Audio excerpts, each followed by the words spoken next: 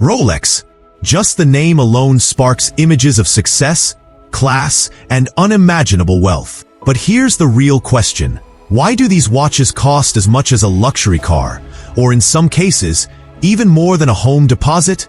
In today's video on Zevallies, we'll dig into the fascinating world of Rolex, unraveling the secrets behind its jaw-dropping price tags.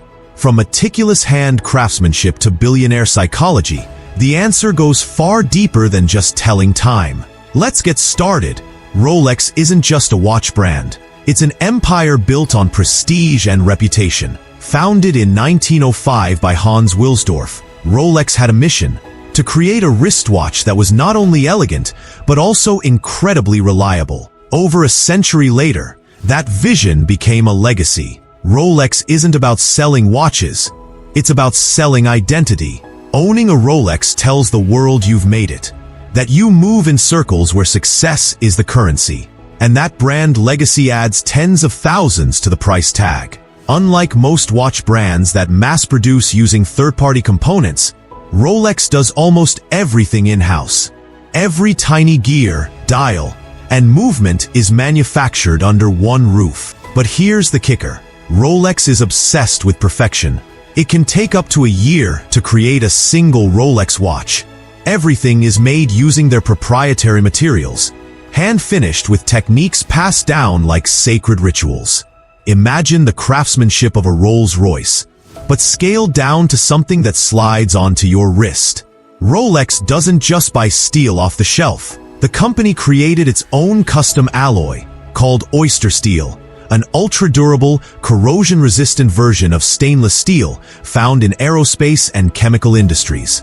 Then comes the gold. Instead of sourcing it, Rolex has its own foundry where it smelts and shapes 18-karat gold. Even the diamonds used in high-end editions are hand-selected and rigorously tested for clarity. What you're wearing isn't just a watch.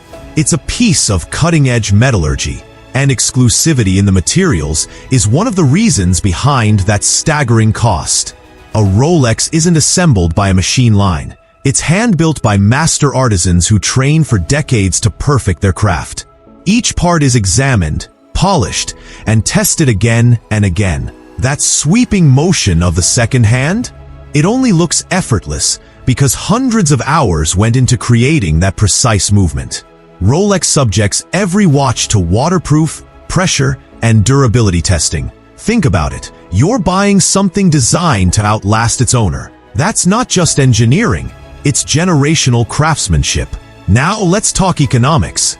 Rolex has nearly perfected supply and demand strategy. Despite being one of the most in-demand watchmakers in the world, Rolex deliberately limits production. Officially, around 1 million watches are made per year, tiny in comparison to global demand. This scarcity creates exclusivity. Want that new Daytona or Submariner? You might be on a waiting list for months, or even years. And when supply can't meet demand, prices go through the roof. Buying a Rolex isn't just buying a timepiece. It's fighting for a ticket into the luxury club. Here's where psychology comes in. A Rolex isn't really about telling time. It's about the story it tells the world. Celebrities, business moguls, and champions wear Rolex to send a silent message. Success is on my wrist.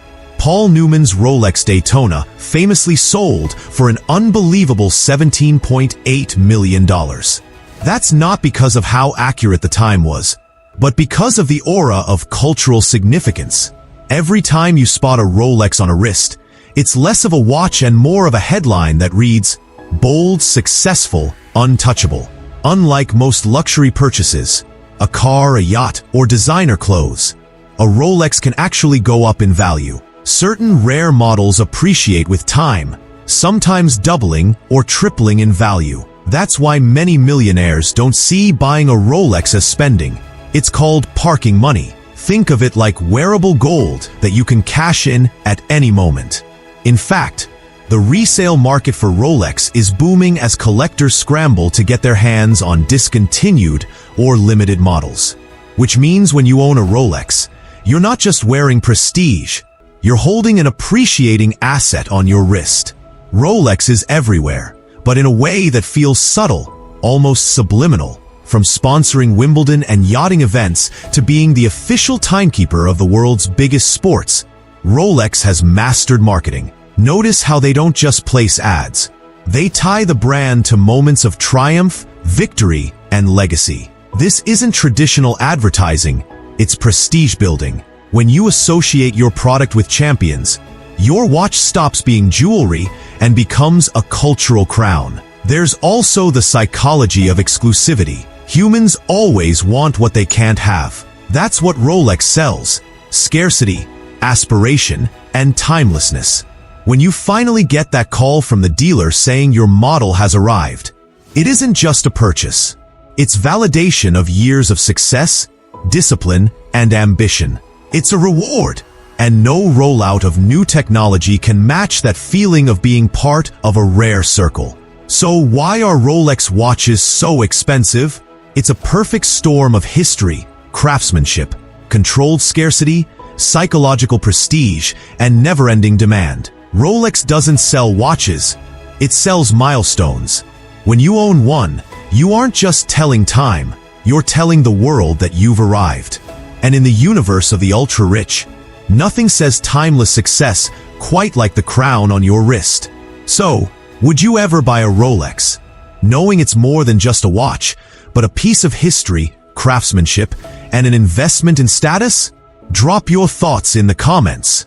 And if you enjoyed exploring the world of luxury with us here at Zevalis, hit the like button, subscribe, and ring the bell for more deep dives into the lifestyles of the ultra-rich. Thanks for watching, and until next time, stay timeless.